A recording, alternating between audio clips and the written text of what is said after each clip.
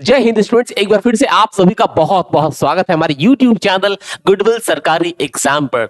आज का वीडियो बहुत ही शानदार और पावरफुल होने वाला है, खासकर वैसे सारे स्टूडेंट्स जो बीपीएससी एईडीओ का प्रिपरेशन कर रहे हैं, क्योंकि आज मैं आपको बहुत ही शानदार प्लान बताने वाला हूं इस वीडियो के माध्यम से।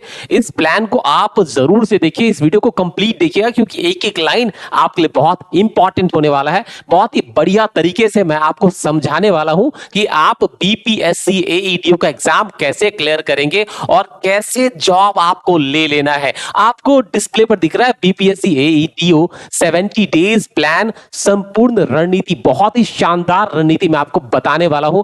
आप इस वीडियो को बिल्कुल भी स्किप मत कीजिएगा, क्योंकि आपके जॉब का सवाल है। तो आइए देखते हैं क्या है। तो इस प्लान को समझने से पहले हमें संपूर्ण जानकारी जो सरकार ने उपलब्ध कराई है, जो बीपीएससी ने अवेलेबल कराया है, उसको समझना जरूरी है। और जो भी डिटेल अवेलेबल है मार्केट में, उसको भी समझना बहुत ही जरूरी है। तो सारी जानकारियों का निचोड़ फिर मैं लास्ट में बताने वाला हूं कि आप किस प्रकार से प्रिपरेशन करेंगे। तो अभी आपके पास एक इंफॉर्मेशन यहां दिख रहा है, बिहार लोक सेवा आयोग विज्ञापन संख्या 87/2025, सहायक शिक्षा विकास पदाधिकारी विज्ञापन संख्या 87/2025, शिक्षा विभाग के अंतर्गत सहायक शिक्षा विकास पदाधिकारी प्रतियोगिता परीक्षा 3 चरणों में आयोजित की जाएगी। तो सबसे पहले आपको यह जानना है, यह परीक्षा कितने चरणों में होने वाली है। तो 3 चरणों में यह परीक्षा होने वाली, यह नोटिफिकेशन आ चुका है। तो परीक्षा का जो पहला आप चरण देख पा रहे हैं, उक्त परीक्षा आयोजन की संशोधित तिथि दिनांक 14/4/2026 और 15/4/2026, फिर 17/4/2026 और 18/4/2026, फिर 20/4/2026 और 21/4/2026। इस प्रकार से तिथि आपको दिख रहा है, डेट एग्जामिनेशंस के दिख रहे हैं।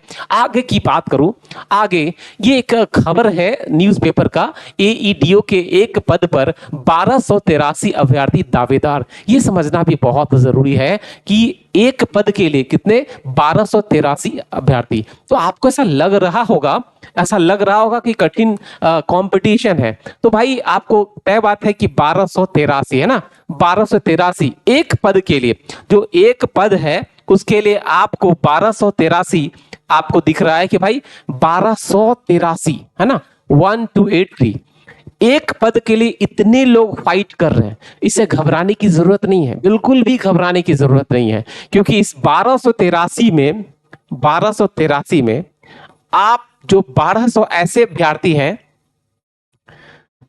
जिनका प्रिपरेशन बढ़िया नहीं है, बिल्कुल न्यू है, जो बीपीएससी का प्रिपरेशन नहीं कर रहे हैं, उन्होंने फॉर्म भर दिया है।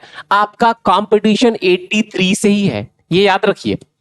1283 दिखने में बड़ा लग रहा है, क्योंकि सारे लोग इस लेवल का प्रिपरेशन नहीं कर रहे हैं। कुछ लोगों ने यूं ही फॉर्म भर दिया है, बट आपको तो जॉब चाहिए ना। जिनको जॉब चाहिए उनके लिए आज की प्लानिंग बहुत ही शानदार होने वाली है। तो आप देखिए, आगे की बात करते हैं क्या है।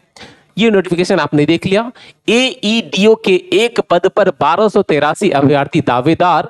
आप देख सकते हैं, वरीय पटना वरीय संवाददाता बीपीएससी ने सहायक शिक्षा विकास पदाधिकारी एईडीओ प्रतियोगिता परीक्षा का संशोधित कार्यक्रम जारी कर दिया है। परीक्षा में शामिल होने के लिए 935 पदों के लिए 12 लाख से अधिक उम्मीदवार ने आवेदन किया है।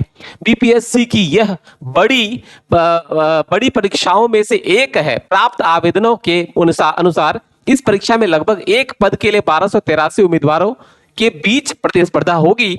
यही कारण है कि आयोग ने परीक्षा 3 चरणों में आयोजित करने का निर्णय लिया है। संशोधित कार्यक्रम के अनुसार परीक्षा 14 व 15 अप्रैल, 17 व 18 अप्रैल, 20 एवं 21 अप्रैल को निर्धारित की गई है। इस संबंध में बिहार लोक सेवा आयोग ने सभी जिलाधिकारियों को पत्र भेज आवश्यक सूचनाएं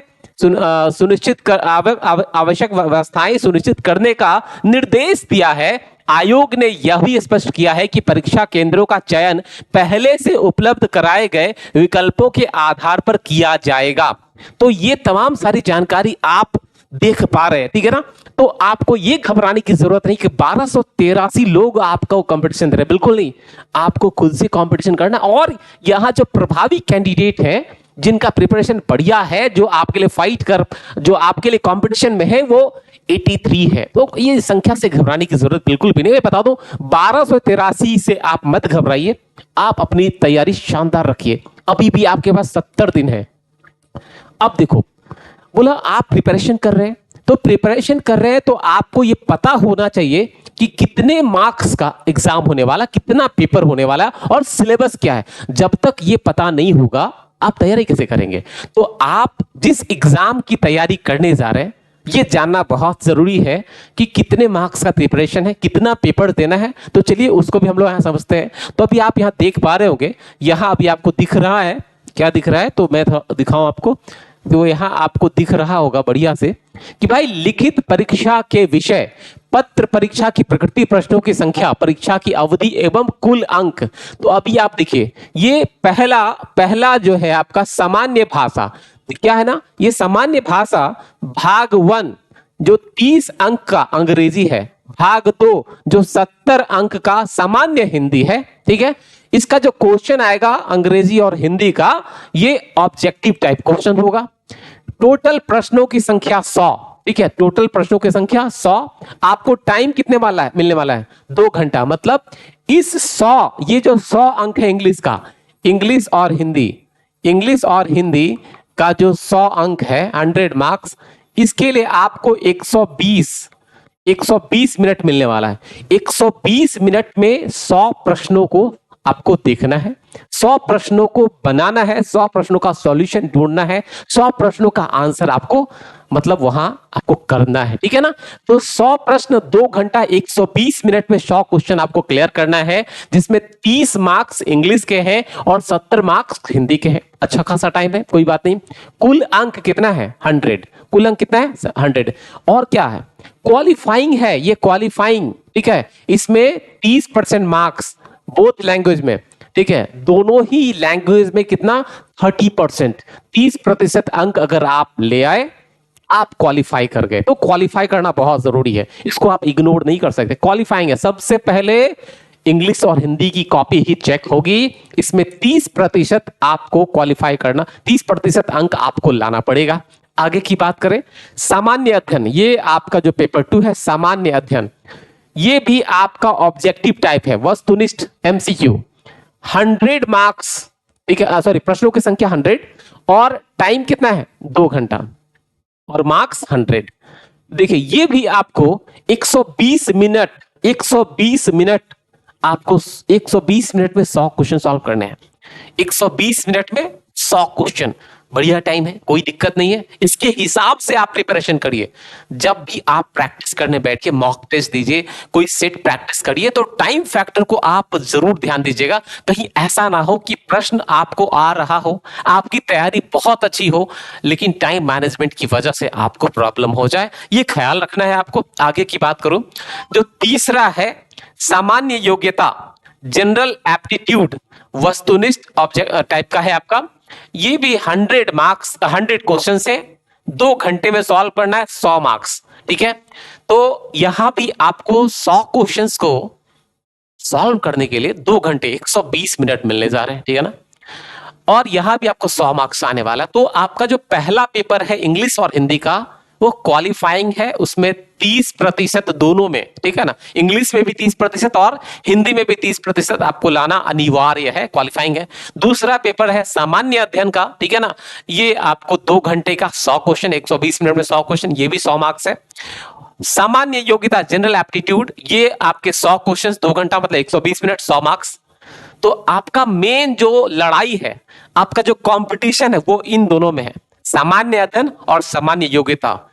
जिन लोगों ने यहां मैदान मार लिया, नौकरी उसके हाथ में हो जाएगी, नौकरी। तो आपको जो पहला सामान्य भाषा है उस पे तो कमांड करना है क्वालिफाइंग तक के लिए, लेकिन इन दोनों में सामान्य अध्ययन और सामान्य योग्यता में आपको जबरदस्त फाइट करना होगा, जबरदस्त पूरी तैयारी करनी होगी, एकदम एक एक मार्क्स के लिए फाइट होने वाला है। ठीक है, तो आइए आगे की बात करें, थोड़ा आगे भी पढ़ लें इंस्ट्रक्शन।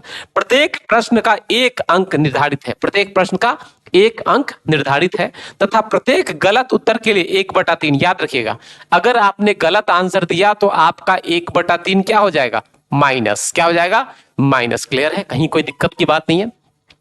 ये समझना जरूरी है, नेगेटिव मार्किंग का प्रावधान है। सामान्य भाषा, सामान्य अंग्रेजी एवं सामान्य हिंदी के पत्र मात्र क्वालिफाइंग होंगे, जिसमें से प्रत्येक में न्यूनतम 30% अंक प्राप्त करना अनिवार्य होगा। इंग्लिश में भी 30% और हिंदी में भी 30%। इंग्लिश में 30% की बात करें तो इंग्लिश आपका 30 अंक का है।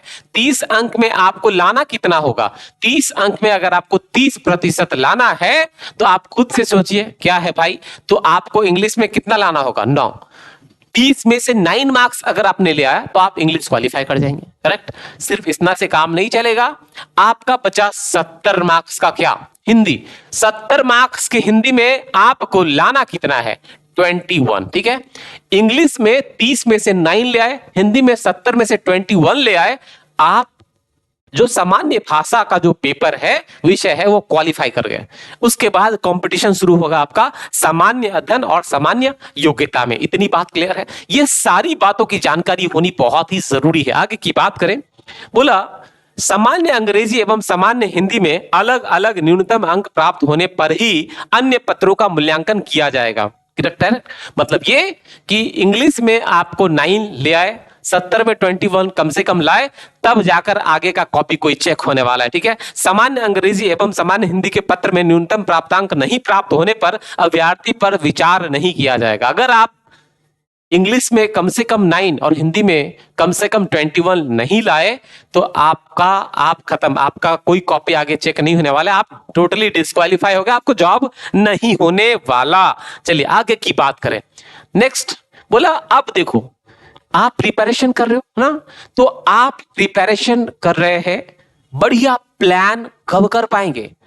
आपको पाठ्यक्रम, सिलेबस, इसकी जानकारी बहुत अच्छे तरीके से होनी चाहिए। अगर सिलेबस नहीं समझे, सिलेबस के बारे में जानकारी नहीं है, तो फिर बहुत मुश्किल है। कैसे प्रिपरेशन करेंगे, कैसे प्लान करेंगे, कैसे इसको एग्जीक्यूट करेंगे? नहीं हो पाएगा ना। तो सिलेबस भी समझना जरूरी है। इसको बहुत बारीकी से हम लोग समझते हैं। तो सिलेबस क्या है, आइए देखते हैं सिलेबस क्या है।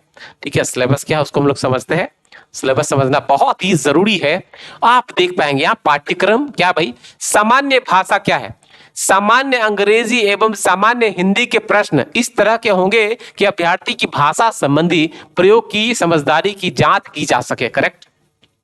सामान्य अध्ययन, सामान्य विज्ञान, राष्ट्रीय तथा अंतर्राष्ट्रीय महत्व की समसामयिक घटनाएं, भारत का इतिहास तथा बिहार के इतिहास की प्रमुख विशेषताएं, सामान्य भूगोल, बिहार के प्रमुख भौगोलिक प्रभाग तथा यहाँ की महत्वपूर्ण नदियां, भारत की राज्य व्यवस्था और आर्थिक व्यवस्था, आजादी के पश्चात बिहार की अर्थव्यवस्था के प्रमुख परिवर्तन, भारत का राष्ट्रीय आंदोलन तथा इसमें बिहार का योगदान को जांचने वाले प्रश्न होंगे। करेक्ट। सामान्य योग्यता, जनरल एप्टीट्यूड की बात करें, इसमें पढ़ना आपको संख्या पद्धति से संबंधित प्रश्न, पूर्ण संख्याओं का अभिकलन, दशमलव और भिन्न संख्याओं के बीच परस्पर संबंध, मूलभूत अंकगणितीय संक्रियाएं, प्रतिशत, अनुपात तथा समानुपात, औसत, ब्याज एवं लाभ और हानि, सदृश्य, समानता एवं भिन्नता, सदृश्य, समानता एवं सदृश्य और समानता एवं भिन्नता, स्थान कल्पना, स्थान अभिविन्यास, समस्या समाधान, विश्लेषण, दृश्य स्मृति, विभेद, अवलोकन, संबंध, अवधारणा, अंक गणितीय तर्क, शक्ति, शाब्दिक एवं चित्रात्मक वर्गीकरण, अंक गणितीय संख्या श्रृंखला, अंक गणितीय संख्या श्रृंखला, गैर शाब्दिक श्रृंखला, कूट लेखन एवं कूट व्याख्या। ये है आपका सिलेबस। ठीक है ना।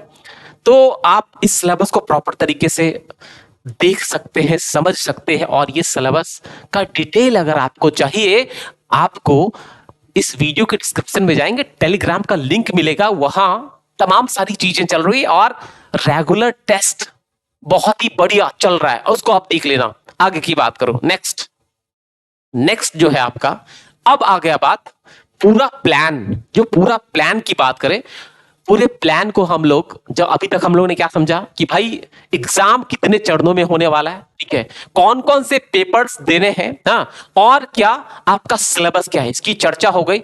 अब इसके बाद हम लोग को ये समझना है कि ये पूरे प्लान को, जो 70 डेज प्लान है, इसको कितने फेज में बांटना है, कितने फेज में बांटना है, बिल्कुल क्लासिफाइड वे में, बहुत क्लियर कट मैं आपको बताने जा रहा हूं। तो बोला कि भाई जो बीपीएससी एईडी 70 डेज प्लान है, ये पूरा प्लान 3 फेज में क्लासिफाई किया हमने, वर्गीकरण किया 3 फेज में। कितने? 3 फेज में। तो देखो फेज 1, आइए देखते हैं क्या है। तो फेज 1 की बात करें, फेज 1 क्या है, आप देख पा रहे हैं फेज 1, ठीक है, टोटल 3 फेज में हमने इस प्लान को डिवाइड किया है। फेज 1 कॉन्सेप्ट बिल्डिंग, ठीक है, इस पे आपको टाइम देना पड़ेगा। बीपीएससी का एग्जाम है, भले ही वनडे में दिया, आपके लिए बाय लक आपको एक दिन का एग्जाम में क्लियर होना है, वनडे एग्जाम, ठीक है।